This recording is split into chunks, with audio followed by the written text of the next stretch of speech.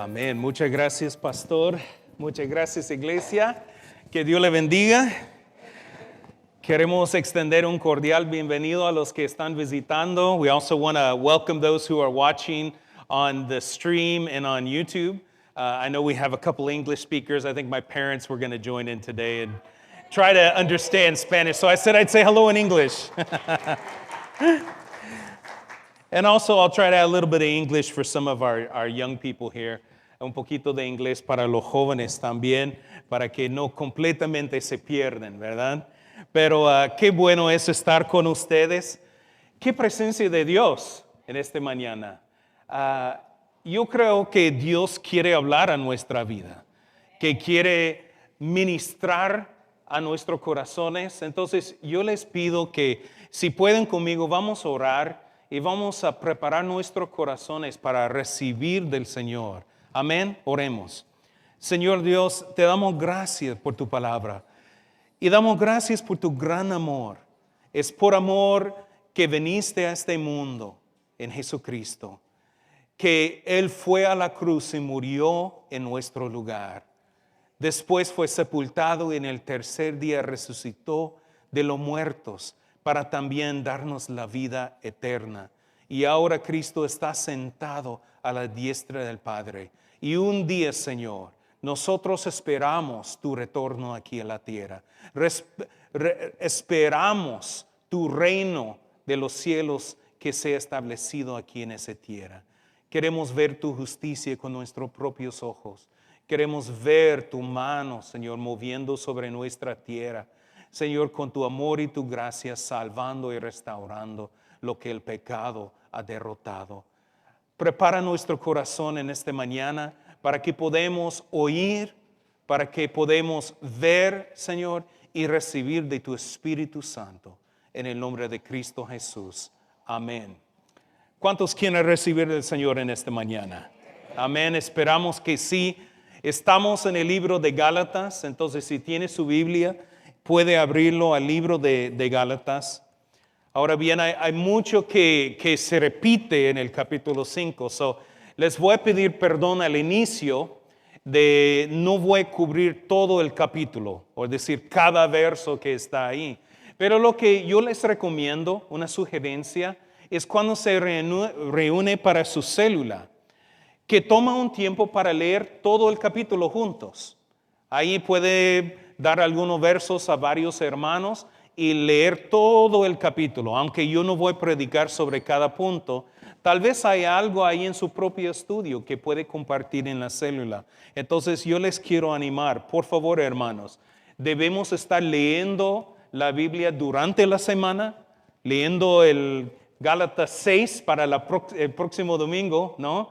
Pero también en las células leyendo la Biblia, que sea parte de nuestra práctica común en la iglesia. Amén.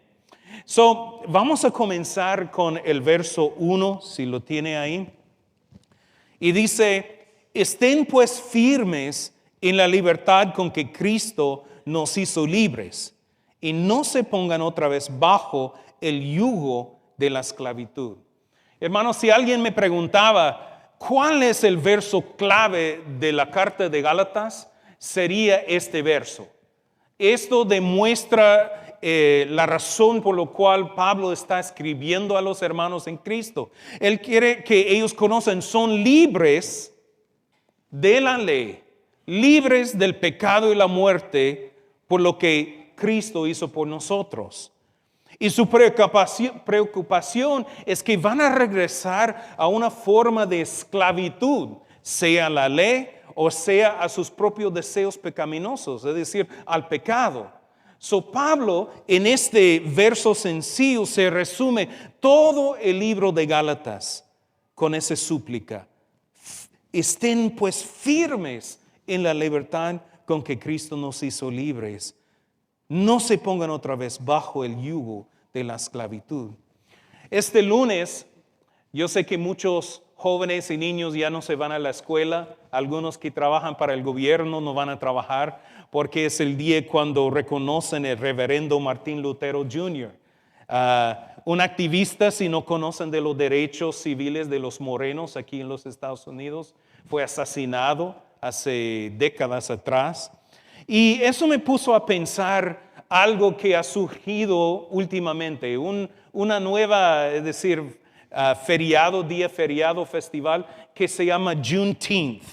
How many of you have heard of Juneteenth before? Juneteenth. Es nuevo, fue nuevo para mí. Solo tiene algunos años de entrar en, ¿cómo decir?, la cultura americana, pero es el 19 de junio y celebra lo que sucedió en el año 1865, en ese mismo día, el 19 de junio. Y lo que era la proclamación de libertad que finalmente llegó a los esclavos en Texas. Es decir, 2 años había pasado desde que el presidente Lincoln había declarado todos los esclavos en todos los Estados Unidos libres. Ya no más esclavitud en los Estados Unidos. Eso obviamente estaba parte de la guerra civil aquí en los Estados Unidos. 2 años después, e incluso eran varios meses después del fin de la guerra civil, que finalmente la noticia llega a los esclavos, ¿verdad? Y consecuente, no solo la victoria de la guerra, pero su libertad en actual llegó a los que estaban en Texas el 19 de junio de 1865. Imagínense, 200 años habían sufrido bajo una esclavitud terrible, abusados, torturados, tratados como animales, sin ningún derecho. Los esclavos eran finalmente libres. ¡Wow! Pero ahora imaginamos si ellos se habían juntado después de esa noticia. ¡Somos libres! ¡Excelente! ¡Qué bueno! Nuestros hijos van a vivir en libertad. Pero, momento, ¿por qué no de forma voluntaria volvemos a ser esclavos de nuevo? ¿Cuándo dirían que esto sería una locura? Claro que sí. ¿Quién después de ganar su libertad voluntariamente diría, no, a mí me gusta el abuso, a mí me gusta las torturas que me den? No. Y esto es lo que Pablo está tratando de decir a estos hermanos en Gálatas. ¿Por qué después de recibir la noticia de libertad de Cristo quieren volver a la esclavitud? ¡Qué locura! No tiene sentido. Entonces Pablo tiene esa gran preocupación. Y en el capítulo 5 vamos a ver cómo él lo trata. Y una de las cosas que él ha hablado es sobre el yugo de la ley. Normalmente cuando pensamos en yugo, pensamos de 2 bueyes con esa máquina, ¿verdad?, de la finca. Y es interesante conocer que un dicho, un modismo común en los tiempos de Jesús, en los tiempos de Pablo, es que los judíos decían, nosotros tomamos el yugo de Abraham, llevamos el yugo de Moisés, nosotros cargamos el yugo de la ley. Y lo decía con orgullo, como estamos ligados a estas cosas y nos identificamos por ellos. Para ellos, llevar el yugo de la ley era la esencia de la religión. Y sabemos que una de las marcas, de los primeros pasos para que un judío será parte de la familia o la familia de Abraham, era la circuncisión. Después de su nacimiento en el 8º día, eran circuncidados. Esto era la marca de un verdadero hijo de Abraham. Después a eso se agregaba los 10 mandamientos, guardar el sábado, tenía dieta especial y un sinfín de otras reglas que los identificaron a los judíos como el pueblo escogido de Dios. Pero mira lo que Pablo hace. Él dice, ese yugo que te tiene tanta orgullo, en realidad es un yugo de esclavitud.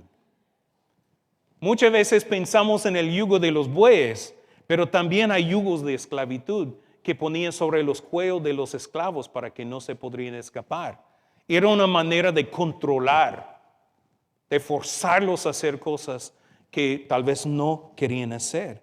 Y Pablo dice, ese yugo de que tiene tanto orgullo, en realidad es un yugo de esclavitud. Entonces en el capítulo 5, porque hemos estado hablando mucho sobre la ley. Pablo ha defendido su apostolado, ha hablado sobre la ley, sobre quiénes son los verdaderos hijos de Abraham, los hijos de la promesa. Es mucho, ¿verdad? Incluso le aprecio mucho el trabajo de nuestro hermano Héctor el domingo pasado, porque qué brutal prédica que nos llevó, amén. Eso sí fue excelente y bien profundo. No fue fácil en ninguna manera de hablar de esas cosas. Cuando llegamos aquí en el capítulo 5, Pablo finalmente llega al grano de ese conflicto con la ley.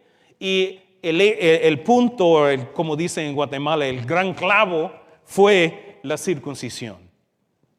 Él está hablando de la ley de Moisés, la ley, esas cosas, pero en actualidad lo que estaba pasando, y hemos repetido esa información, los judíos estaban diciendo a los gentiles, ustedes que creen en Jesús tienen que ser circuncidados para ser parte del pueblo de Dios. Y mire cómo Pablo responde a eso en el verso 2, 3 y 4. Él dice, he aquí, yo Pablo, les digo que si se dejan circuncidar, de nada les aprovechará Cristo. Y otra vez declaro a todo hombre que acepta ser circuncidado, que está obligado a cumplir toda la ley. Ustedes que pretenden ser justificados en la ley han quedado desligados o desconectados de Cristo y de la gracia han caído. Miramos una distinción que Pablo hace. Hay los que pongan su fe para su justificación, es decir, por su salvación únicamente en Cristo. Pero hay otros que tienen Cristo y la circuncisión. Y Pablo dice, mira, ¿es Cristo o la circuncisión? No ambos. No lo puede tener de esas dos maneras porque no son compatibles. La circuncisión es una obra, un acto que intenta alcanzar la aprobación, la salvación y la justicia de Dios a través de un ritual religioso. Y por eso Pablo dice, mira, han abandonado la gracia. Porque la circuncisión es el hombre lleno de pecado tratando de alcanzar a Dios por sus propios medios. Pero la gracia de Dios es Dios alcanzando al hombre en su pecado con amor. Mira la diferencia. Son completamente opuestos. No se puede combinar. Y debemos notar que los falsos maestros no negaron a Cristo. No negaron la cruz. Es decir, sí, somos salvos por la fe, Pablo. Claro, creemos en Jesús. Confesamos que Él es el Hijo de Dios, que Él murió y resucitó. Pero ahora que somos cristianos, tenemos que ser parte de los elegidos. Y esto requiere la circuncisión y también requiere vivir conforme a las leyes. Es decir, que tú puedes tener la fe en Cristo, pero para mantenerse en la aprobación de Dios, o decir, quedarse bien con Dios, tienes que ser parte de la comunidad elegido y eso implica circuncisión. Pero Pablo dice, no, es Cristo o la circuncisión. No puede ser blanco y negro a la vez. Tienes que elegir. Yo no sé de ustedes, a mí me gusta hacer preguntas. Y una de las preguntas que me viene a la mente, porque leemos en la Biblia cómo es la ley de Dios, ¿verdad? Es más dulce que la miel, es bueno, es justo, ilumina los ojos, ¿verdad? Trae gozo al corazón. Entonces, ¿cómo es que vivir en obediencia a la ley se puede ser visto como esclavitud? ¿Cómo es que vivir acuerdo a los mandamientos de Dios? Pablo dice, no, eso es un yugo de esclavitud. Y esto lo encontramos en el verso 5 y 6. Pablo dice, porque nosotros por el Espíritu abordamos por la, ¿qué dice? Fe, la esperanza de la justicia. Pues en Cristo Jesús ni la circuncisión ni la incircuncisión vale nada, sino la fe que actúa por medio del amor. Now, debemos pausar aquí un momento porque algunos dicen, mira, Pablo, qué fuerte. Incluso él dice a los que predican la circuncisión, mejor que se quitan toda la cosa, ¿verdad? Está tan frustrado con ellos y por lo que están pensando, dice, no solo corta la piel, corta toda la cosa y ya lo dejamos así. Está bien frustrado y a veces podemos ver su frustración como un mandato sin, ¿cómo decir?, blanco y negro. Pero sabemos que Pablo no está diciendo que si uno se circuncide se pierde su salvación. Esto sabemos porque en Hechos tenemos ahí la situación de Timoteo. Y en Hechos nos relata que hasta Pablo hizo circuncidar a Timoteo para que quedara bien con la iglesia. Estaba empezando su ministerio y para no crear un estorbo, para no tener obstáculos en su ministerio, él tuvo a Timoteo ser circuncidado. Now, podemos hacer la pregunta. Acuerdo a ese verso, los que han sido circuncidados son que quedan desligados de Cristo. Es decir, que Timoteo perdió su salvación. Claro que no. Y ahí es donde entramos en lo que Pablo quiere decir aquí. No es la circuncisión ni la incircuncisión. Lo que es tus motivaciones. ¿Por qué estás haciendo lo que estás haciendo? ¿Qué te está impulsando? ¿Verdad? Y lo que nosotros miramos es que la ley es buena. La ley es correcta. La ley demuestra la justicia de Dios, pero tiene una debilidad. No puede cambiar el corazón. No puede engendrar amor. Porque lo que pasa es que la ley dice que tienes que ser circuncidado. Y la circuncisión solo llega a cortar la carne física del cuerpo. Lo que Dios deseaba es que se cortaba el pecado del corazón. Y la ley no llegaba tan profundo, no penetraba tan profundo. Y esto vemos desde el inicio, no fue algo del Nuevo Testamento. En Deuteronomio, justamente después de recibir la ley, Dios mismo lo tiene que explicar. Y Él dice, el Señor tu Dios circuncidará tu corazón y el corazón de tus descendientes para que ames al Señor tu Dios con todo tu corazón y con toda tu alma a fin de que vivas. Pablo incluso habla de que lo que Dios buscaba era personas que lo amaban de corazón. Y él dice en Romanos que el judío verdadero no es uno que lleva apellido judío. No es uno que viene de la raza o nación Israel. El judío verdadero es el que se entrega completamente a Dios de todo corazón.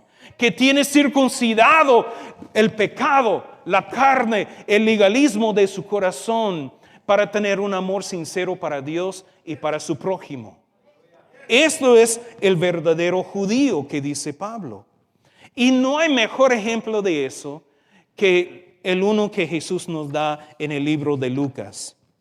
¿Cuántos de ustedes han escuchado la historia del buen samaritano? ¿Verdad? Muchos de nosotros. Si no, lo voy a relatar brevemente. Aquí en Lucas capítulo 10, tenemos la situación que Jesús está enseñando y viene un maestro de la ley. Conoce toda la ley, me imagino de memoria, ¿verdad? Y él viene y para probar a Jesús, él hace la pregunta, maestro, ¿qué necesito hacer para ganar la vida eterna? Entonces Jesús responde con una pregunta, bueno, ¿qué está escrito en la ley? ¿Cómo lo entiendes tú? Y él responde, amarás al Señor tu Dios con todo tu corazón, con toda tu alma y con todas tus fuerzas y con toda tu mente y a tu prójimo como a ti mismo. Y Jesús dice, excelente, A+. Haz esto y vivirás. Y si hubiéramos quedado ahí sería bonito, pero ahí miramos motivaciones. Y dice que él, el maestro, queriendo justificarse, entonces hace la pregunta, ¿quién es mi prójimo? Y con esa pregunta Jesús cuenta una parábola y dice que un cierto hombre descendía de Jerusalén. Tenía un viaje, tal vez de trabajo. Y allí en su viaje cayó en manos de ladrones. Ellos quitaron su ropa, lo pegaron y lo dejaron medio muerto en el camino. Y por casualidad, un poquito después, vino un cierto sacerdote y lo vio de lejos y se acercó para ver qué pasó. Y cuando vio el hombre tirado allí, lo pasó de largo para no meterse. De la misma manera, un poquito después pasó un levita. También llegó al lugar y vio el hombre, y cuando lo vio, pasó otra vez de largo.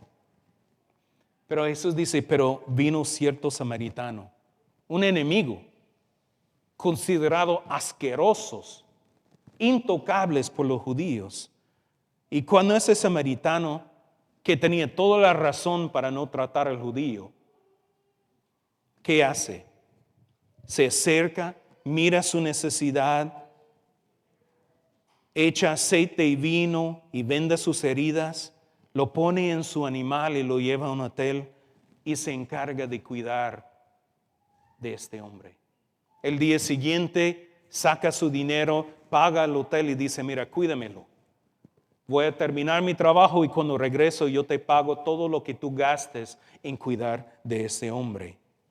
Entonces Jesús termina y dice, ¿cuál de estos tres te parece haber sido el prójimo de aquel que cayó en manos de ladrones? Y el maestro de la ley dice, bueno, el que hizo misericordia. Jesús dice, ves y haz tú lo mismo. Lo que miramos aquí es que el sacerdote y el levita eran considerados los más santos de su pueblo. Los que seguían la ley perfectamente, es decir, obedecían la ley en todo sentido. Pero ni levantaron un dedo para ayudar a alguien en necesidad. Ni un dedo levantaron. Fue el asqueroso, terrible samaritano que no tenía las leyes de guiarle, que se conmovió con misericordia y se bajó y se cuidó de ese hombre, hasta pagando para su restauración, pagando por su cuidado de su propio dinero. Por eso alguien puede vivir en completa obediencia a la ley, pero solo lo físico, todos los pasos, cumplir con todos los reglamentos y nunca amar a Dios y nunca amar a su prójimo. Es que debemos entender el corazón de Dios y lo que la ley no puede hacer. Dios, cuando sacó al pueblo de Egipto, 400 años eran esclavos en Egipto. Y cuando Dios vino, eligió a ese pueblo demostrar su amor hacia ellos. Su intención era tener un pueblo suyo, un pueblo quien le amaba, quien le quería, que quería estar cerca de él. Entonces, ¿qué hace? Hace prodigios y milagros, plagas a los enemigos. Cuando llega al Mar Rojo, lo abre de manera espectacular. Cuando llega al monte de Sinaí, Él se manifiesta en toda su gloria con ángeles alrededor. Y miramos todo lo que Él hizo, porque Él dice, mira, yo les amo tanto, mira lo que estoy haciendo. Su deseo es que el pueblo iba a decir, miramos, ese Dios es increíble, amémoslo, sirvémoslo, vivemos para Él. Mira lo que Él ha hecho para nosotros, esclavos. Nadie nos quería, un pueblo rechazado por el mundo, pero el Dios de los cielos y la tierra ha mostrado su amor. Pero el problema es que ese ley que tenía la intención de ganar el corazón del pueblo, no lo logró, porque eran tan rebeldes, tan duros de servicio, tan egoístas, a veces como nosotros, ¿no? Que en cada momento lograron obedecer sin amar. Lograron obedecer sin amar. Y esto es el yugo de esclavitud, porque te hace ciego a la motivación real de Dios. Es amor. Por eso Jesucristo vino, porque hizo lo que la ley no pudo hacer. Mostró de nuevo el amor de Dios. De tal manera amó Dios al mundo, que envió su Hijo unigénito morir en una cruz por nuestros pecados, para que miremoslos y decimos, ay, hay que amarle, hay que servirle, hay que entregar mi vida a esa persona que me ama de tal manera. Porque la ley no engendra amor. No necesariamente. Puede lograrlo si el corazón está dispuesto. Por eso tenemos un David que habla de que qué rico es la ley. Porque él vio la motivación, vio la mano de Dios ahí llamando y jalando y dice, te entrego mi corazón. Pero aún así, cuando el pecado lo agarró, rechazó la ley de Dios. Asesinó, cometió adulterio. Es que la ley no era capaz de vencer nuestro pecado. Pero así lo hace el amor de Cristo. Amén. Vamos a seguir porque seguimos en Gálatas. Y quiero terminar con ese punto. Esto es lo que Pablo quiere decir. Es que no es las reglas o la ley. Es la fe que actúa por medio del amor. Que esto te queda pegado. Es la fe que actúa por medio del amor. No es una fe que solo de palabras. Sabemos que hay mucha gente que lo dice, te amo. Pero en el momento cuando tiene que mostrar, no hace nada. Mira vos, te quiero mucho, ¿verdad? Pero cuando lo llama, dice, ya no puedo. Pero lo que pasa aquí es la fe que actúa por amor. Esto es lo que representa la ley. Y Pablo sigue ahí en Gálatas 13 a 14. Vamos a saltar un poco. Él dice, ustedes fueron llamados a la libertad, hermanos. Solamente que no usan la libertad como pretexto para la carnalidad. Más bien sírvense los unos a los otros por medio del amor. Porque toda la ley se ha resumido en un solo precepto. Amarás a tu prójimo como a ti mismo. Otra vez la fe actuando en amor. Es la fe que demuestra amor a Dios y la fe que demuestra amor a lo prójimo. Y vemos que una de las críticas contra Pablo que hicieron es que predicó la licencia. Recuerda en Romanos cuando él decía, ellos dicen que yo predico, hagamos lo malo para que venga lo bueno, ¿verdad? Y Pablo dice, no, yo no predico eso, ¿verdad? Pero la preocupación de los judíos y a veces hoy en día de la gente que usan los reglas para controlar, es que si quitamos las reglas, si quitamos la ley, entonces la gente van a pecar aún más. Si no tenemos ningún reglamento, estamos en problemas. Pero lo que Pablo está diciendo es que la libertad que tiene el creyente no es una licencia para vivir egoístamente y ser esclavo a sus propios deseos. No, es una libertad que lleva a la madurez, en la responsabilidad, en la santidad por medio del poder del Espíritu Santo. Pablo dice, mira, hay dos maneras en que puedes caer en esclavitud. Uno es que te quedas en el legalismo, ¿verdad? Donde solo hagas los rituales, pero no levantas ni un dedo para ayudar a los que están en necesidad. No hay amor. El otro es que puedo caer en esclavitud a mis propios pecados, a mis propios deseos. Tenemos esas dos cosas y Pablo dice, no, la libertad no es caer en eso ni en el otro, no en el legalismo ni la licencia. Y él dice que aunque Jesús cumplió los reglamentos de la ley, eso no quiere decir que no vivimos con una ley. Lo que él dice es una ley en el corazón. Es una ley, como dice en Romanos, del Espíritu y de vida en Cristo Jesús. Porque Él nos ha librado de la ley del pecado y de la muerte. No podemos decir que no vivimos sin reglamentos. Sí, claro que sí. Pero son por el Espíritu y por Cristo. Y yo creo que hay un buen ejemplo. Lo quiero usar un ejemplo aquí de un semáforo. Eso es una palabra española que me cuesta, semáforo. Y yo sé que todos vinieron aquí en esta mañana para tener un examen de tránsito, pero lo vamos a hacer rapidito. Si nosotros miramos la luz roja que está ahí, ¿qué indica? ¿Qué significa la luz roja en un semáforo? Stop, right? You need to stop. Alto, ¿verdad? O tienes que detenerse. La luz roja. Luz verde. ¿Qué es la luz verde? Sigue, ¿verdad? Libre paso, avanzar. Tenemos alto y avanzar. ¿Y qué significa la luz amarilla? Irte más rápido, ¿verdad?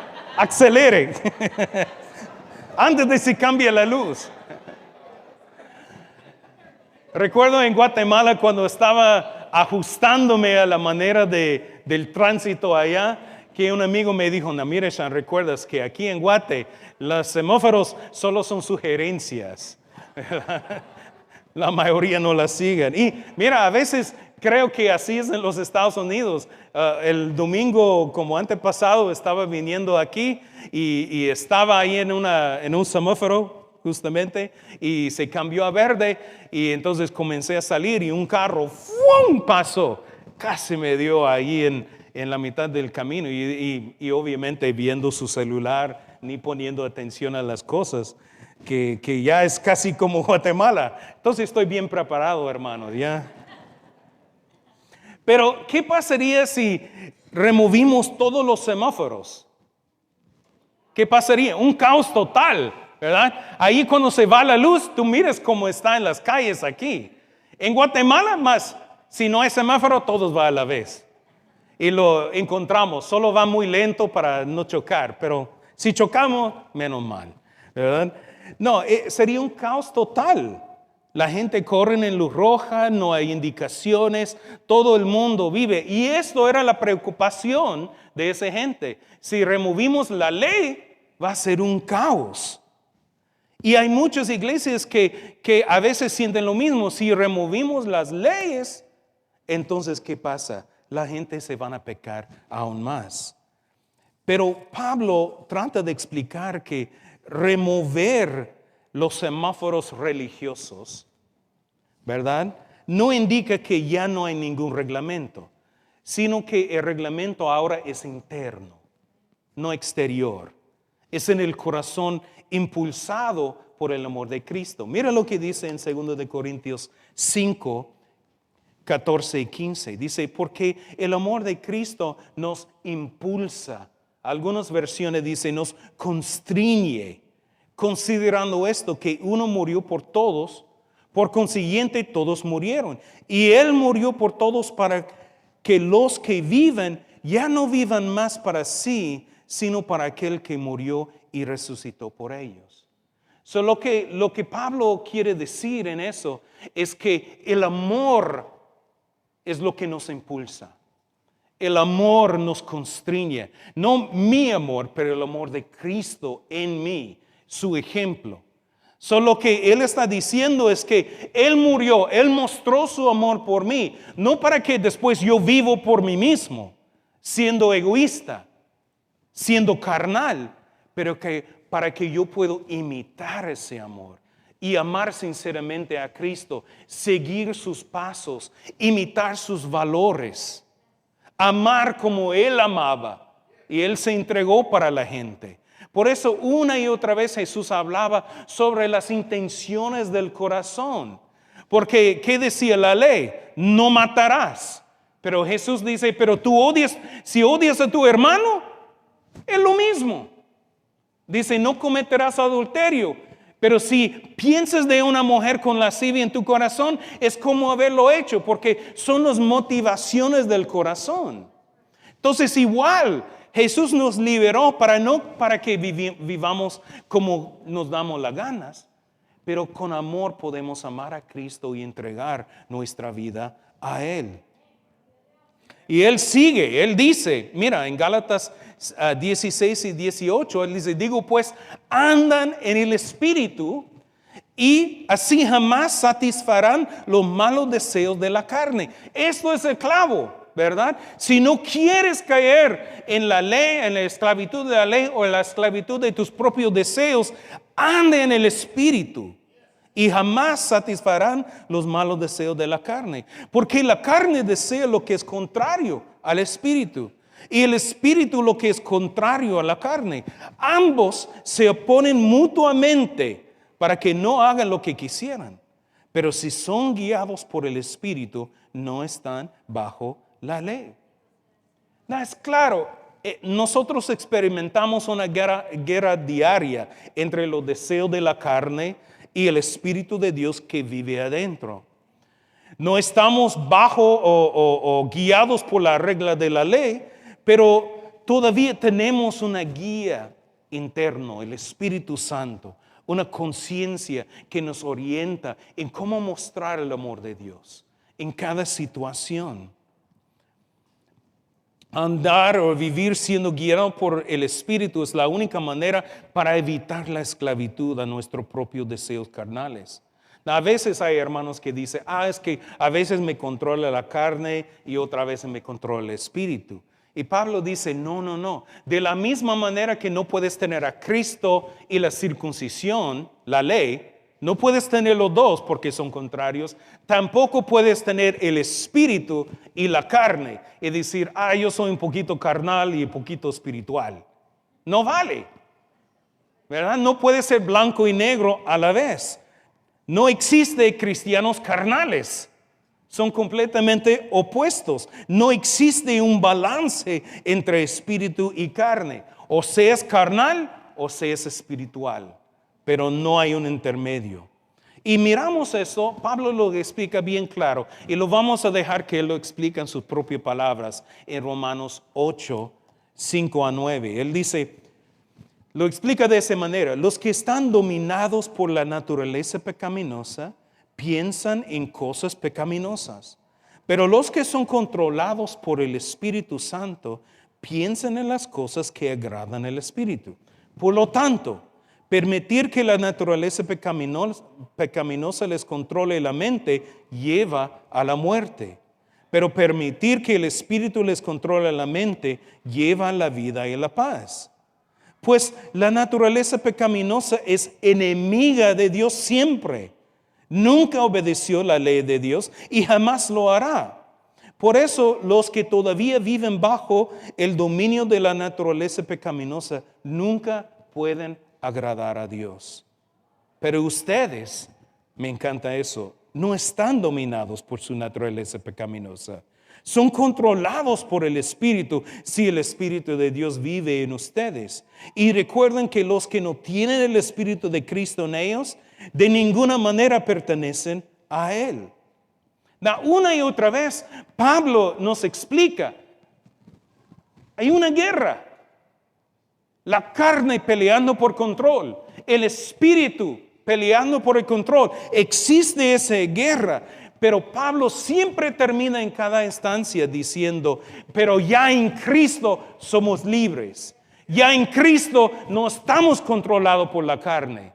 Existe esa guerra, pero ustedes no están ya dominados por la carne. No tiene que vivir como esclavos a la carne. No tiene que decir, bueno, la carne lo hizo. El pecado me agarró, hermano. El pecado me zarandeó y yo no pude. No, podemos decir no. La carne y sus obras han sido crucificados con Cristo. Y ahora la vida que tengo es en Él. Amén.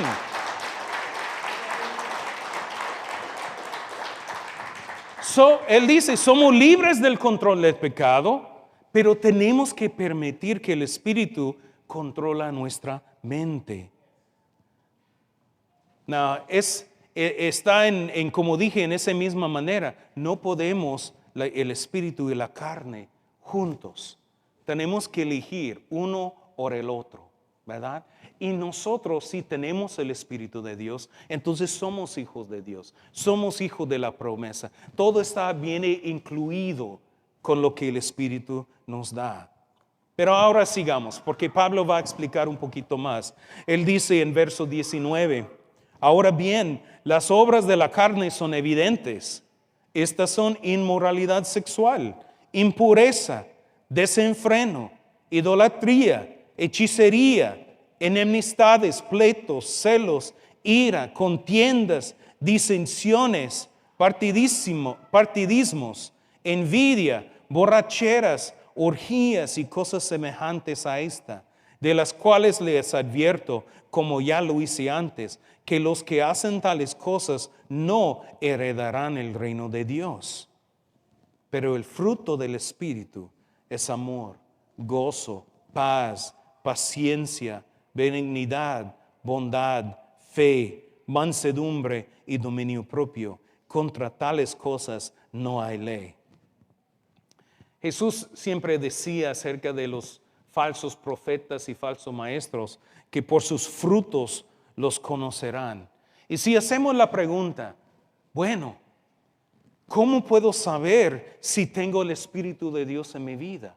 ¿Cómo puedo averiguar? Porque obviamente no quiero vivir en la carne, quiero vivir en el Espíritu, pero ¿cómo puedo saber? Y Pablo dice, es muy fácil, es evidente, porque hay obras de la carne y hay fruto del Espíritu. Y si quieres ver la diferencia entre alguien que es carnal y alguien que tiene el Espíritu, solo mira su manera de vivir. Mira sus acciones. Mira el fruto de sus vidas. Porque las personas que viven conforme a lo que dice aquí, estas obras de la carne, él dice, es evidente, no son hijos de Dios, no van a heredar la promesa de Dios. Lo único que los espera es la muerte. Pero si son hijos de Dios, entonces miramos una vida que busca esas virtudes. Now, esto no significa que si nosotros pecamos y fallamos en uno de estos, que perdemos nuestra herencia cada vez que pecamos o cada vez que fallamos. Otra vez, a veces Pablo, por ser tan directo, lo pensamos blanco y negro. Pero aquí, cuando estudiamos toda la palabra de Dios, entendemos que a veces vamos a fallar. No hemos llegado a la perfección. Aún Pablo dice, todavía no he alcanzado, pero esa cosa hago, ¿verdad? Sigo adelante. Sigo en búsqueda de esas virtudes, de esas cosas que agradan a Dios, de la meta que Dios tiene.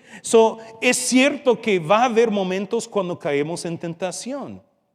No perdemos nuestra herencia, pero tampoco no debemos seguir viviendo así, ¿verdad? Debemos arrepentirnos, dejarlo atrás y seguir adelante.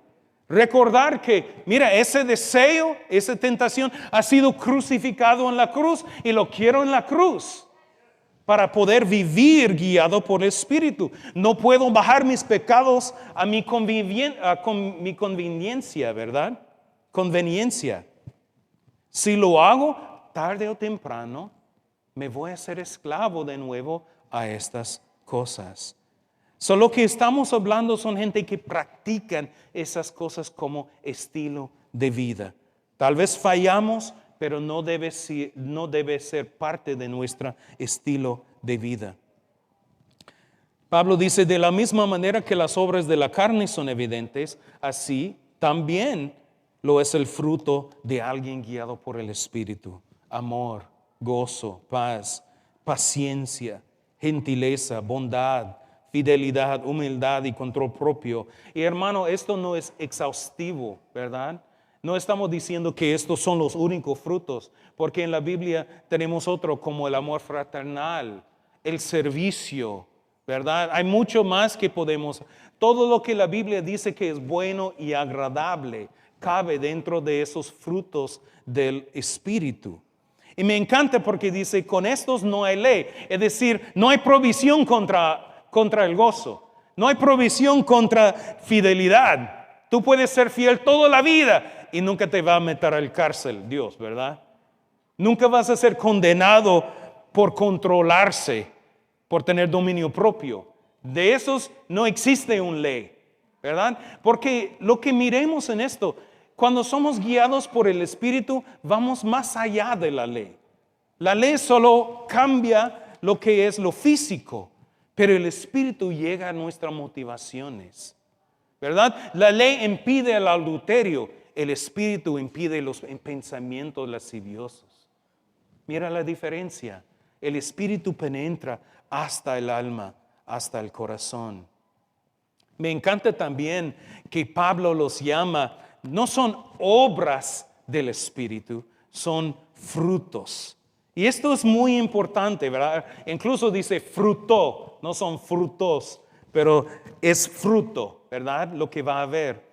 Y esto indica que no se logra mediante un esfuerzo mío. Es decir, que yo tengo que ser bueno, yo tengo que ser gozoso, yo tengo que ser... No. Lo que está diciendo es que estos son productos del crecimiento del Espíritu Santo en mi vida. Es decir, vienen naturalmente. Si soy guiado por el Espíritu, estos van a ser parte de mi vida. Podemos verlo de una manera como de una semilla, ¿verdad? Hermano, ¿puedes seguir al siguiente slide, por favor? Podemos pensarlo como una semilla, ¿verdad?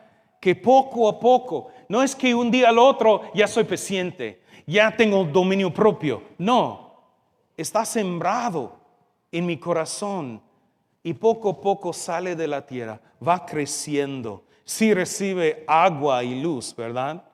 Tal vez yo no soy alguien que es paciente con otros. Vengo a Cristo y me hace falta mucha paciencia. No es decir que paso al frente y digo, te creo Jesús y el día siguiente voy a ser paciente. No, tal vez voy a seguir siendo mecha corta con todos, ¿verdad? Pero lo que pasa es que ahora que tengo el Espíritu Santo dentro de mí, Él se siembra en una semilla de paciencia. Y con el tiempo, echándole la palabra, lectura de la palabra, echándole oración y meditación en la palabra, echando servicio, sirviendo a los hermanos en la iglesia, tratando de mostrar amor a otros, poco a poco empieza a crecer la paciencia en mi vida. No es una obra que hago, es un producto de andar y ser guiado por el Espíritu. Tenemos que decir, ¿qué significa ser guiado por el Espíritu? Siempre me han dicho eso toda la vida. ¿Cómo puede ser guiado por el Espíritu? Cuando era más joven, la idea es que uno agarraba la Biblia, dice, Dios háblame, y uno abre la Biblia y lea, ¿verdad? Hemos escuchado las historias chistosas de eso, de un señor que iba de viaje y decía, Espíritu Santo guíame, ¿debes subir a este avión o qué va a pasar? Entonces voy a abrir mi Biblia y lo que leo, esto es del Espíritu Santo. Y dice, sube al avión, hoy estarás conmigo en el paraíso. No funciona así, ¿verdad? Eso es un mal concepto que tenemos, que yo debo siempre, si no sé qué hacer, que voy a orar y orar. Espíritu, dime lo que tengo que hacer. Dime lo que tengo que hacer. Y esperamos una voz. No, el Espíritu Santo, claro, hay circunstancias cuando habla a través de sueños, habla en voz alta, se manifiesta de una manera sobrenatural. Pero por la mayoría de veces que nos guía es por lo que hemos leído. Recuerdo lo que Jesús decía a sus discípulos. Cuando yo me voy, les voy a mandar un ayudante, ¿verdad? Alguien que ayuda. Y recuerda lo que Él les va a hacer recordar las enseñanzas que yo les he dado. Esto es lo que hace el Espíritu Santo. Todas esas lecturas bíblicas, memorizando la palabra, yendo a los martes, yendo a las células y abriendo mi corazón para recibir la palabra. Ahí cuando estoy afuera y no sé qué hacer, el Espíritu comienza a mover a través de mí. Un amigo recientemente me estaba comentando acerca de una situación en su trabajo. Yo sé que esto nunca pasa con ustedes, pero ahí en su trabajo su jefe le estaba demandando mucho, cayendo duro, ¿verdad? Sobre ello y sobre él. Y él estaba luchando y dice, yo quiero que el Espíritu me guíe, debo salir de ese trabajo, me quedo aquí, ¿qué hago? Espíritu, dime lo que tengo que hacer. Y yo dije, normalmente el Espíritu no habla de esa manera. Lo que el Espíritu nos guía es esto. Cuando estás en la situación y tu jefe te está gritando, en lugar de responder con gritos, de responder con odio y enojo, elige responder con amor, con paciencia, con paz. Mira la diferencia. Esto es ser guiado por el Espíritu. No conocer todos los pasos que me va a pasar en el día. Pasa lo que pasa, respondo con el amor de Cristo en cada situación. Reacciono con gozo cuando no debe tener gozo. Reacciono con paz cuando no debe tener paz. Hermanos, hay muchos versos de la Biblia que deben venir a nuestra mente, ¿verdad? Cuando hablamos de esas cosas, porque la Biblia una y otra vez habla así. Gozo cuando no debe tener gozo. Paz cuando no debe tener paz. Amor cuando debe haber enemistades. Jesús dice, ama hasta sus enemigos. ¿Por qué? Esto es ser guiado por el Espíritu. La carne dice, me trató mal, nunca le voy a hablar. Me tratan mal, le voy a hacer mal de vuelta. Pero el Espíritu dice, no, respondo con paz, con paciencia, igual como el samaritano. Tal vez ese judío le había atacado a su familia, le había hablado mal, pero en el camino, cuando estaba en necesidad, fue el único que mostraba amor. Y esto es algo que a veces debemos recordar aún en nuestra iglesia. Una de las cosas que me encanta de nuestra iglesia es su generosidad. Si hay una muerte, si hay una necesidad, si alguien está en problemas, los hermanos de nuestra iglesia normalmente están ahí y dicen, ¿cómo te puedo ayudar? Aquí, llévase eso. Aquí hay esto.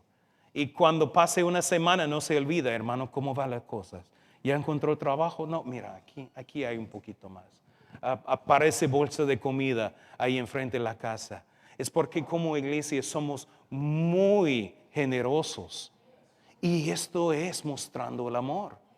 Esto es el amor en acción, buscando las necesidades de otros y no nuestros propios. Esto es parte.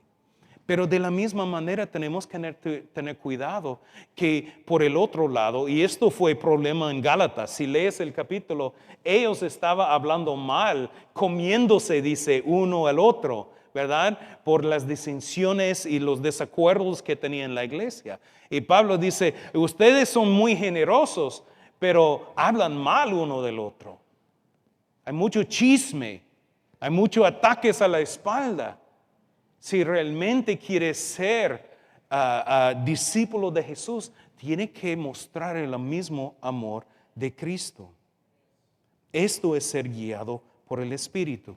No es ser guiado por tus emociones, ¿verdad? La prueba de si alguien tiene el Espíritu de Dios no se basa necesariamente en los dones del Espíritu o incluso manifestaciones del Espíritu. A veces vemos predicadores que hacen milagros, que echan fuera demonios. Pero recuerda, Jesús no decía que los conocerán por sus milagros. Porque muchos van a venir en el día de juicio y decir, Señor, Señor, no hicimos milagros, no sanamos los enfermos, no echado fuera demonios. Y Jesús va a decir, nunca los conocí, nunca vi tu amor. Lo hiciste en frente de los demás, pero no eran guiados por el Espíritu. ¿Dónde estaban los frutos? Y, hermano, yo no quiero ser alguien que se viste así, que viene a predicarles, que les digo todo esto, pero cuando ustedes me vienen por ahí con una necesidad o me vienen a hablar, que yo digo, yo soy un pastor y no tengo tiempo para usted. Dice, pero ¿cómo predica el hermano Sean? Ya, pero mira cómo trata a la gente cuando no está predicando. Esto es la cuestión. Uno puede ser bien carismático en el púlpito, puede parecer todo bonito en la iglesia, pero esto no es el señal de ser guiado por el Espíritu. Es la persona que se mueva en el amor, que se mueva en la fidelidad, en la bondad, en el dominio propio. También es vivir en santidad. ¿Verdad? De vivir en santidad. No solo evitando el pecado, pero evitando toda apariencia del pecado en nuestra vida. Que todo lo que hago y digo trae gloria a Dios. y que mis actitudes y acciones sean fe expresado en amor y servicio. Y para concluir, en Gálatas 5, 25 al 26 tenemos los últimos versos. Y Pablo repite lo que dijo en el primer verso. Ahora que vivimos en el Espíritu, andemos en el Espíritu. No seamos vanidosos, irritándonos unos a otros y envidiándonos unos a otros. Lo bonito es que si nosotros creemos en Jesús, su Espíritu ya está viviendo dentro de nosotros. Ya estamos vivos por el Espíritu. Pero me gusta más la nueva traducción viviente que dice esto. Dice, ya que vivimos por el Espíritu, sigamos la guía del Espíritu en cada aspecto de nuestra vida. Esto es bonito, ¿verdad? Ahora que el Espíritu mora dentro de nosotros, sigamos su guía en cada aspecto de nuestra vida. Una de las metas que tenemos por este año era tomar tiempos para reflexionar y examinar nuestra vida espiritual. ¿Cómo está nuestro andar con Cristo? ¿Cómo está nuestro andar con el Espíritu Santo? Tal vez vamos bien en la generosidad, pero tal vez hay otro aspecto de la vida que todavía tiene que venir bajo la guía del Espíritu Santo. Todavía hay áreas de mi vida que necesito someter a su voluntad. Y yo les voy a pedir, si por favor, si pueden ponerse de pie.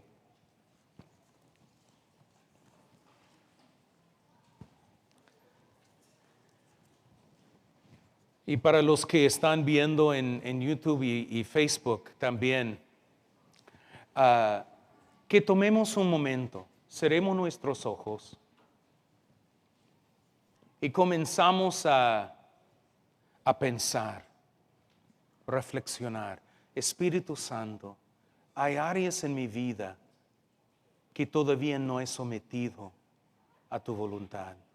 Hay áreas donde no estoy siguiendo tu voluntad. Puede ser en mis pensamientos.